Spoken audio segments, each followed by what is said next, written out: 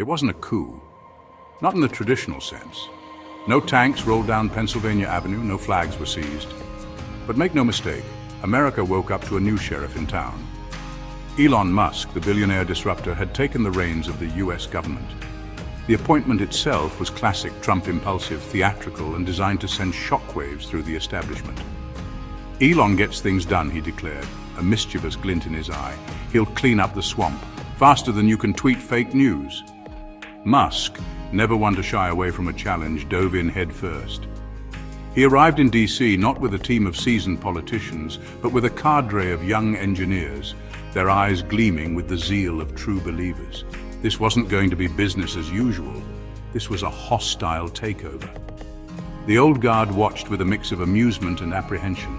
They'd seen their fair share of outsiders try to tame the bureaucratic beast. None had succeeded, but this felt different. This was Musk. And Musk, as the world had learned, played by his own rules. The first casualty was the United States Agency for International Development. With a stroke of his pen, Musk effectively paralyzed the $35 billion agency. 10,000 employees were put on indefinite administrative leave, their offices dark, their projects in limbo. The message was clear: this wasn't about reform, this was about dismantling. Musk, in a tweet that sent shockwaves through Washington, declared USAID a den of inefficiency and woke ideology. He vowed to tear it down and rebuild it from the ground up. Next on the chopping block were government contracts. Musk, with his signature disregard for convention, unilaterally cancelled billions of dollars worth of agreements. From agricultural subsidies to defense contracts, no program was safe from his scrutiny. The halls of power, usually buzzing with activity, fell eerily silent. Career civil servants, many with decades of experience, found themselves locked out of their offices, their emails bouncing back, their phone calls unanswered. The message was clear: the adults had left the building. In place of seasoned diplomats and policy experts, Musk installed a new breed of government official. Teenagers, barely old enough to vote, were given top-secret security clearances and tasked with managing billion-dollar budgets. Their qualifications? Coding skills, an unwavering belief in Musk's vision, and an almost religious devotion to the principles of disruptive innovation. Luke Parator, a 23-year-old former SpaceX intern, found himself catapulted to a senior role at USAID. His mission to dismantle the agency he now ostensibly ran. It's like cleaning up a legacy code base, he told a bewildered reporter, his eyes glued to the multiple screens that adorned his new office.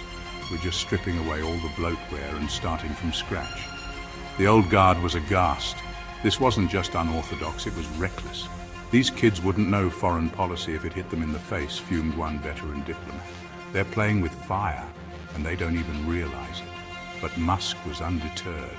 This was his revolution, and he would wage it with the tools of Silicon Valley: disruption, automation, and a healthy dose of youthful arrogance.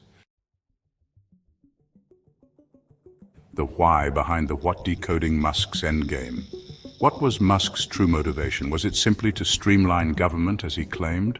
Or was there something more at play?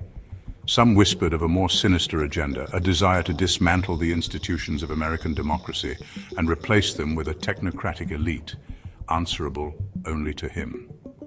Others pointed to Musk's long-standing ambition to make X, formerly Twitter, the official communication platform of the US government.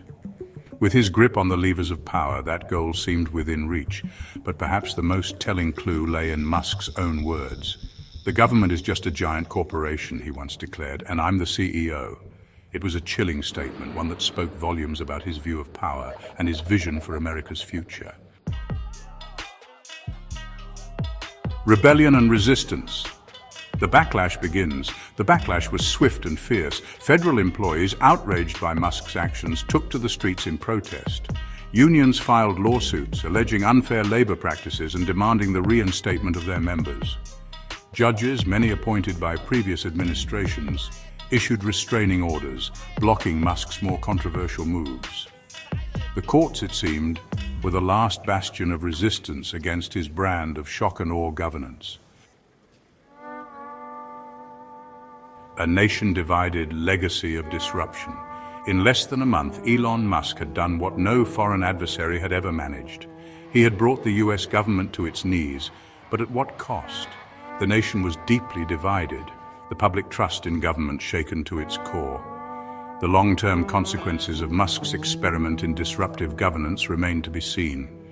One thing was certain: America would never be the same. The old order was gone, replaced by something new, something untested, and something potentially very dangerous. Only time would tell whether Musk's revolution would lead to a brighter future or plunge the nation into chaos.